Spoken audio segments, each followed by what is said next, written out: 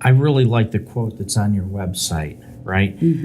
From Dalai Lama. And he says, if every 8-year-old in the world were taught meditation, we'd eliminate violence in the world within 1 generation. Isn't that amazing? That's a tall order right there. I know, but that is a vision that I am willing to work for. Yeah. You know? Yeah. But, you mentioned that all of a sudden this word mindfulness, whether it's in an app or, now I go in places and I see, you can buy things for your home that say mindfulness or live, love, and learn, right?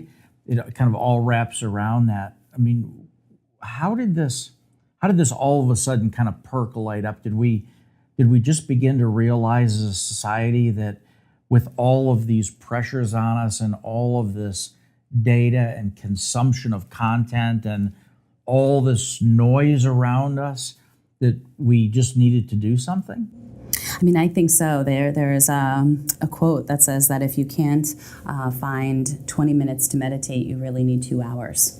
And I think that we as a society have become very, very fast-paced and very overstimulated. You think about the fact that a lot of these apps and social media platforms are not being designed by app designers, but by neurologists. Right. People who know the way that our brain works and in a way are kind of using that against us. Right. And so kind of developing this, obviously it's a result of a lot of suffering, right? Right.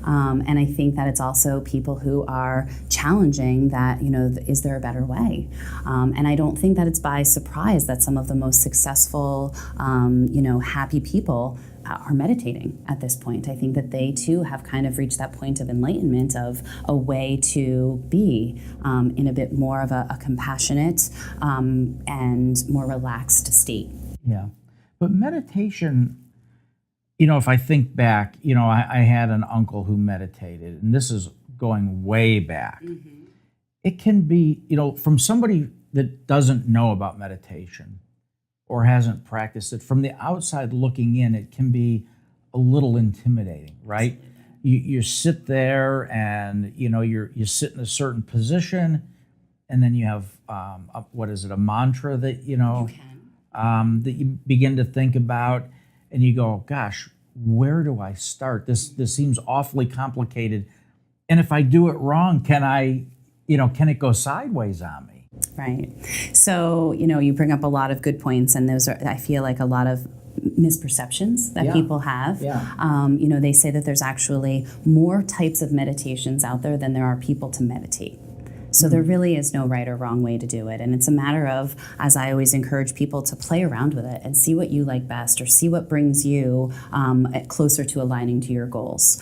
Some people choose meditation because they want to be able to sleep better. Some people choose meditation because they want to have a different way to manage their pain. Some people choose meditation for the purpose of bringing calm into their classroom. And there's a number of different reasons why people sit and meditate.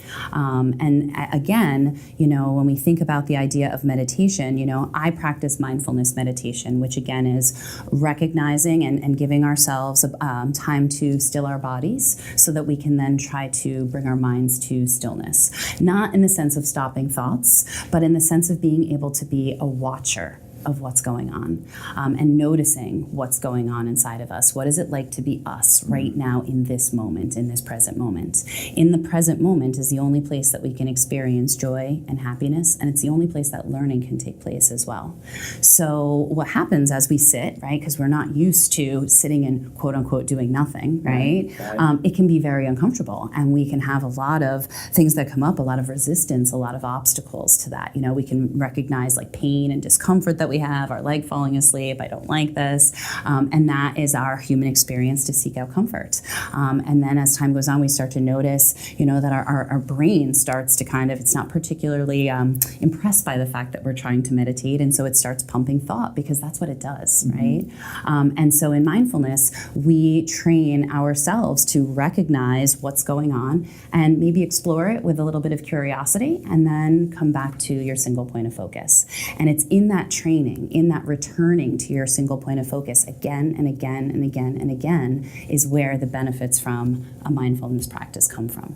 So you use the term self-care on your site.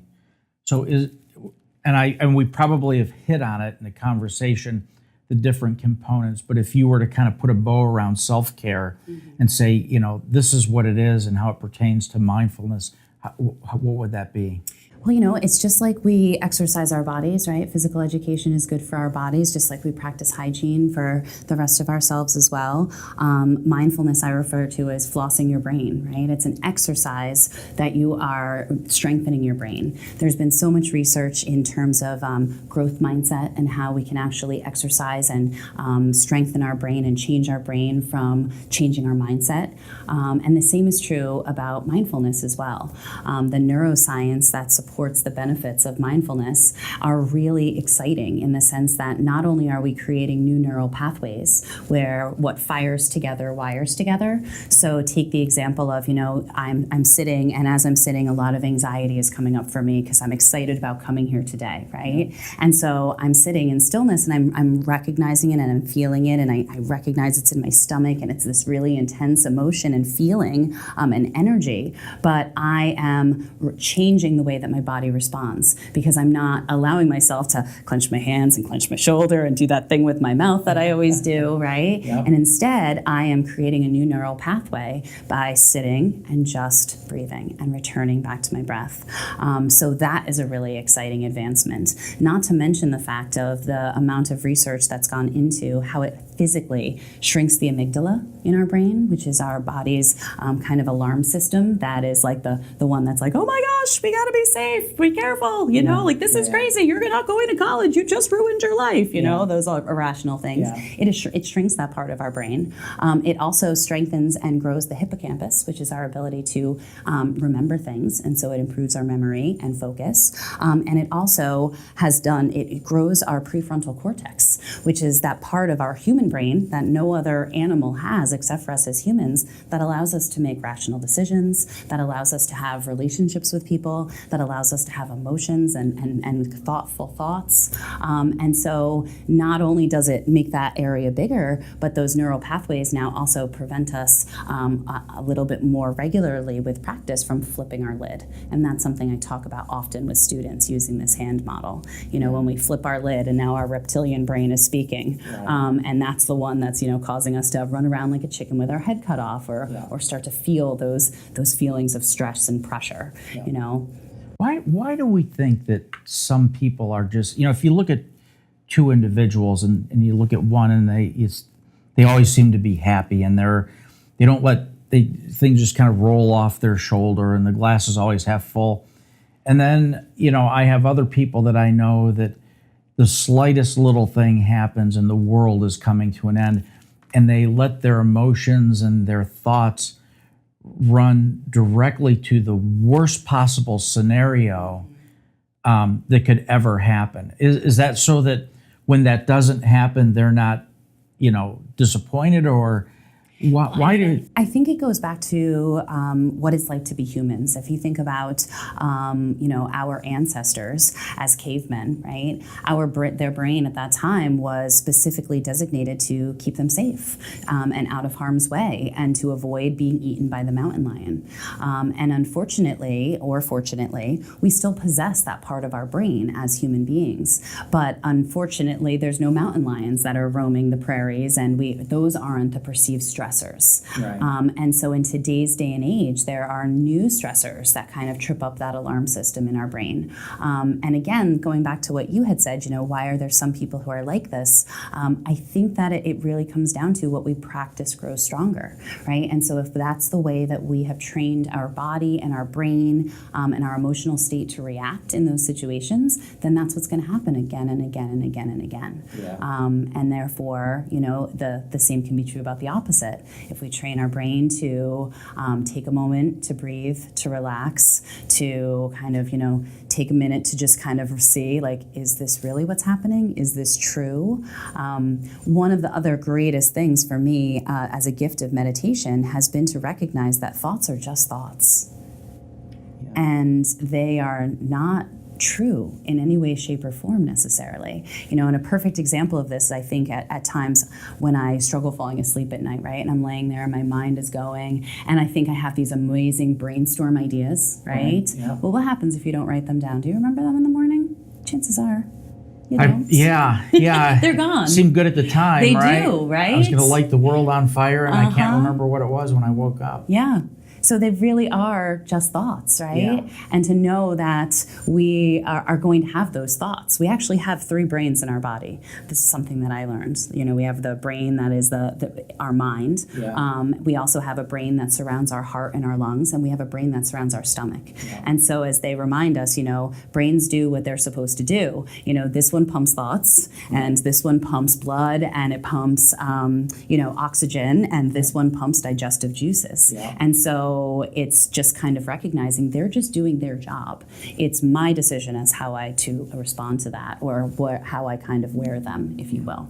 You know, one of the things we have on our website is, and I think it's really cool, is it's a guide that kind of tells you what not to say when you have somebody who's living with depression, right?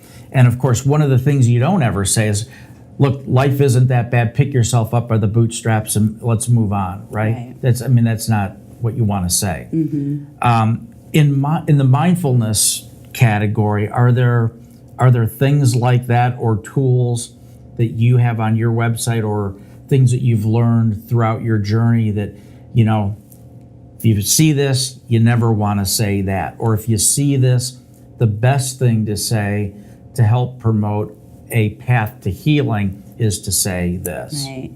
And I think that it is, it's compassion.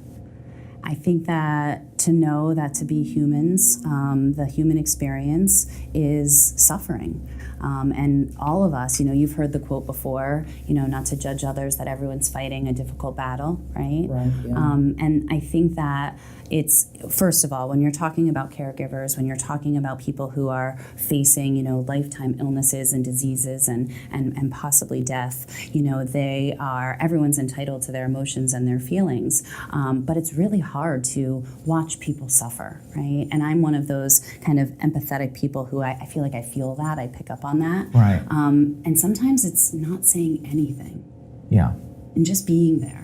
Mm-hmm. Right, is something that I've learned. Yeah. Like, there's nothing that you're going to say that's going to make that go away. It's this old saying, you have 2 ears and 1 mouth for a reason, right? Just being there to listen and a shoulder to lean on, and not saying anything is sometimes the best solution. Yeah. And so that is something, again, a gift of my practice has been to really become a better listener, and to know that, you know, I can listen to myself a little bit more compassionately. And as we say in meditation, you know, to come to know ourselves as clearly as we do through practicing meditation is a gift that then we come to know everyone else in this world. So people wanting to get a hold of you, where can we find you? So you can find me on my website, mindfulself.com with 2 F's. And I also, it's my email, amy@mindfulself.com. And I also have a number of different social media sites that I have a good presence on Facebook.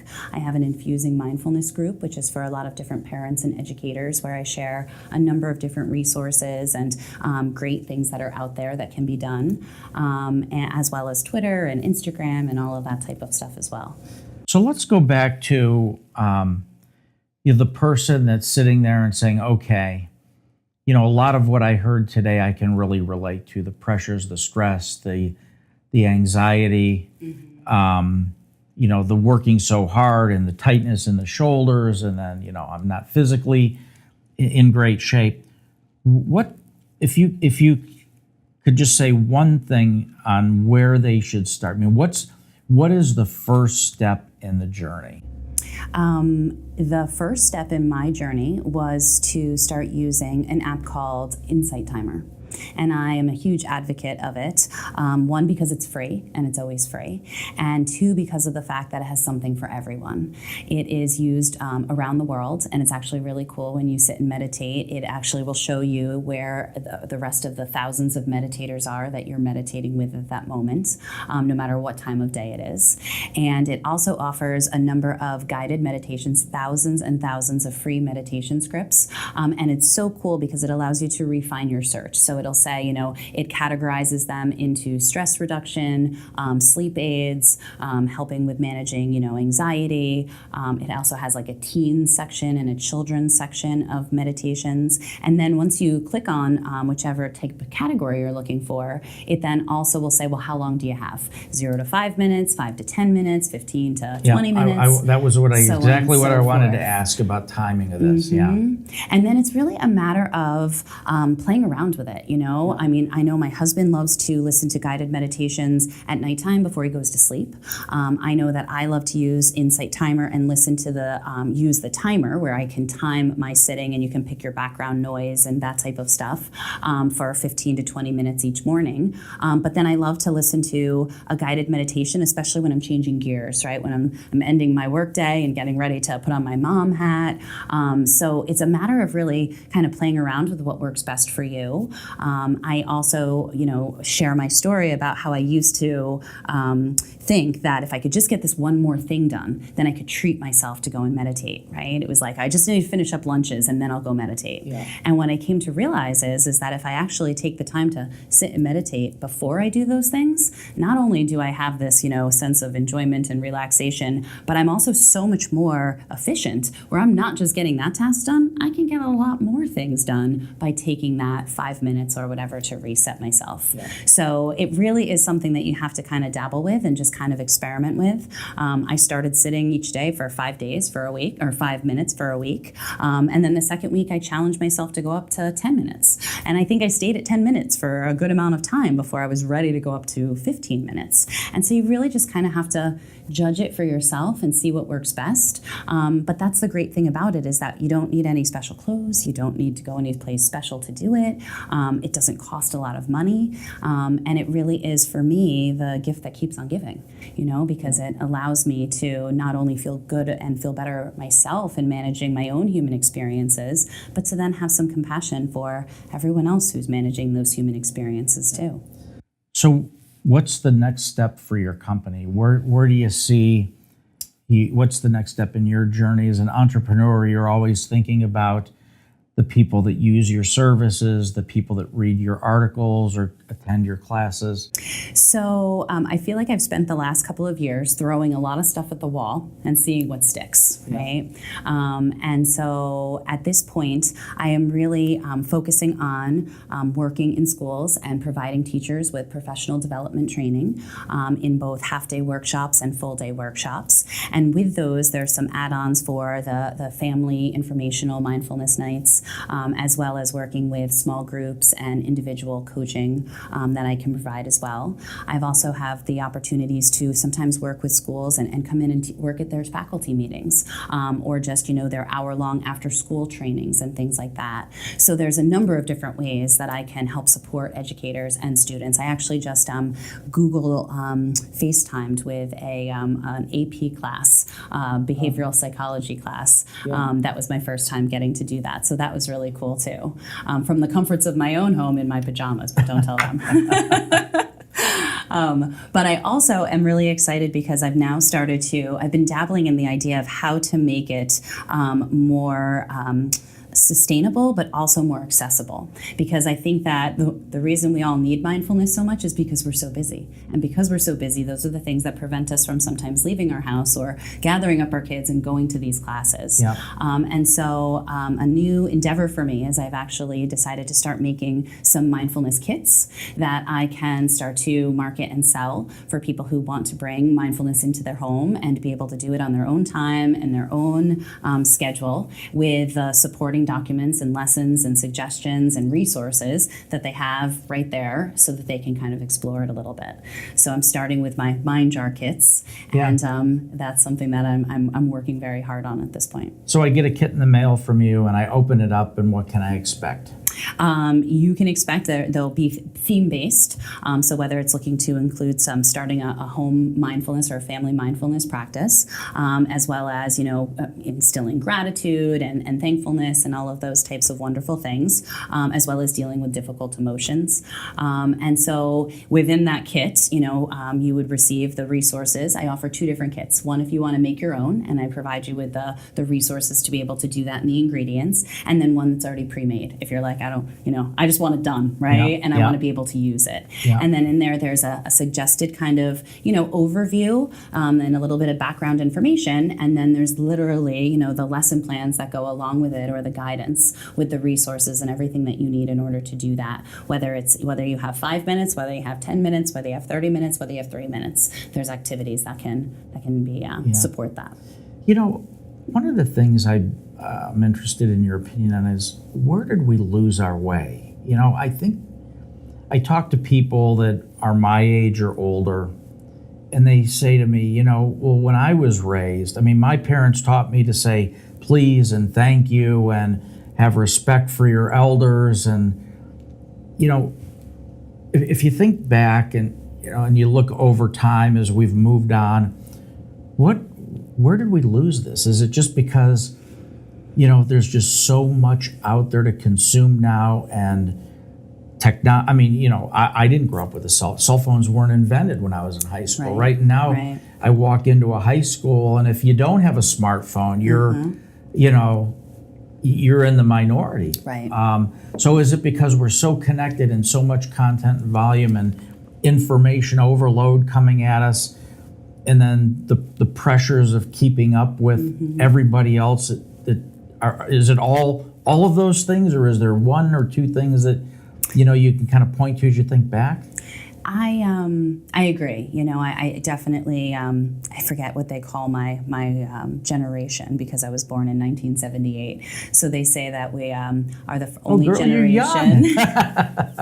We're the only generation that lived before cell phones and computers, but also then lived with them. Yeah. And so I can totally identify with what you're saying. But I think it's the pursuit of the American dream. Yeah. And I think that's part of why our country is sometimes slated as having such a difficult time with self-care, because of that work ethic, right? Yeah. And because we have sort of programmed ourselves to believe that what propels us, what fuels us, is stress, right? And our ability to multitask is what differentiates us and makes us successful. Yeah. And now we have come to realize that is more of a recipe for burnout and unhappiness than it is a recipe for success. But you're right. I think that we have so many things in our lives at this point that can sometimes take us away from what's truly most important. As human beings, we are social beings, right? We need, and there's been so much research on the support of, cancer survivors and the things that help them, 100%, right? Yeah. To be able to survive and to thrive. Yeah. And personal connection is something that is hugely important. Yeah. And when I talked before about, how sometimes technology can be very isolating, but it can also make us feel like, my life stinks because somebody else is doing more amazing things than I am, right? And so it just is kind of like a perfect storm in a way of just kind of waking up. And as I like to say, just because it's the norm doesn't mean it's normal, right? Yeah. And we have to kind of figure out like what's most important to us. Well, how many people do you know that post a picture on Facebook and say, look at the awful meal I'm having tonight, right now? Right. It doesn't work that way. Yeah. But we're also part of this sandwich generation, right? Where I find I look at myself, and on one hand, I have 2 children I'm responsible for. And on the other hand, I have aging parents in their 80s, a mother who has Alzheimer's disease, a father who is relatively healthy for the most part, but her caregiver. So, and I'm sandwiched right in the middle of trying to figure out long-term care for my folks, Right. and still paying college tuition and everything else for my children that I'm responsible for. So the just by nature of that, the pressures, are significant. Yeah. Yeah. And sometimes you just really have to take a hard look at what's really important for you, and what does that really mean?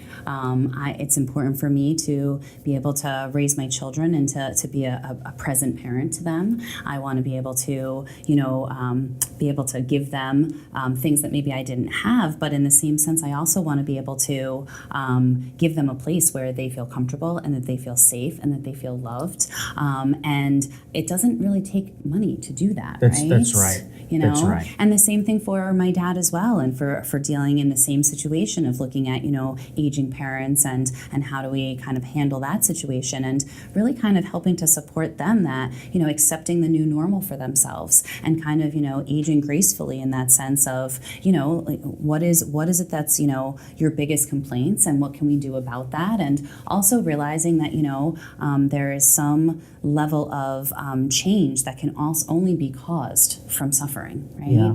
And so, you know, just like as a parent, I'm sure you can identify with, you could tell your child 1,000,000 times something that you want them to know, but they don't have that aha moment and learn it for themselves until they have that opportunity to learn it themselves. Right. And a lot of times that comes from a learning lesson of suffering, right? Right. And sometimes I think that we have to just kind of step out of the way a little bit and let life happen and let it unfold, and know that if we are tuned in, that we're going to make the best choices with the best information that we have at that time. Yeah. But there's no amount of worry that's going to save, you know, or like change any of the things that are course of action. It's just going to make us less happy in that moment. That's right. And I don't really think that there's any amount of preparation for, you know, I mean, as an educator, they say that we are preparing students for a field of different types of careers that don't even exist at this point, you know. So it really kind of makes you get in touch with, like, what are the essential skills, what are the important aspects that are going to drive success in the future. Well, we shouldn't be surprised about that, right? I mean, we can see that coming, but you know, it's like you say, well, you know, you give a person a fish and they eat for a day, you teach a person to fish and they eat for a lifetime. And I totally agree with you. You know, it's giving your children the tools and the skills and the understanding to be productive in society and good people when they grow up, not giving them everything that they want right at the drop of a hat, but teaching them those skills. And I think it's extremely important to foster a home where they feel safe and they can talk about things. And you know, we're all going to mess up, right? We're human, so we're all going to make mistakes, but being able to talk about that and lay those mistakes on the table and learn from them and move on, and use that as a teaching moment, right? Yes, right. So you don't make that same mistake again twice. Yeah. I think is and I important. think that that's definitely something that I come in contact with an awful lot, you know, because I have really devoted myself to my meditation practice, and I speak about the benefits of it. You know, oftentimes people will you know, think, well, you've got it all together, you know, you're perfect, you know, your family's perfect, your kids are perfect, they're great, you know, whatever. And it obviously has come with an awful lot of work, right, and dedication. Sure. But it's also because of the fact that, like, it wasn't perfect, right? And not that I'm necessarily looking for perfect, but because I have my struggles, you know. I've witnessed, you know, people in my life who, you know, were really suffering, and I witnessed my children suffering, and I witnessed, you know, that it's tough to be human, and so really trying to make it so that, you know, we can really just enjoy the time that we have on this earth, you know. Not to sound cliche, but when my dad was diagnosed with cancer, it really made me realize that life is short, right? We only have so much time, and we're not guaranteed tomorrow, and so I want to be able to make the most of each and every day that I have, and in order to do that, I choose to be more mindful, to be able to appreciate those times. Life is short, and the older we get, it seems like the shorter it gets. Right? The days go by so fast, and the next thing you know, I can remember my kids being born, and now, you know, they're off to college and doing their thing, and it seems like just yesterday that was the case. So I know it is crazy. Yeah. Well, wonderful work. Thank you. Keep it up. I'd love to have you back. That sounds wonderful. Keep us posted on as things move forward. I will. And again, where can we find you? At Amy at Mindful SELFF with 2Fs.com. Why 2 Fs? Gotta ask. It actually stands for, it's an acronym for Social Emotional Learning for Friends and Families. There you go. So. Friends and family. Yeah. Awesome. Well, thanks for coming in. Thank you so much. Bye-bye. It was a pleasure.